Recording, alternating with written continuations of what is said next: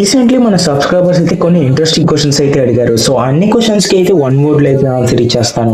So logical గా అయితే అర్థం చేసుకోండి. First question, Ghost Rider versus sentry.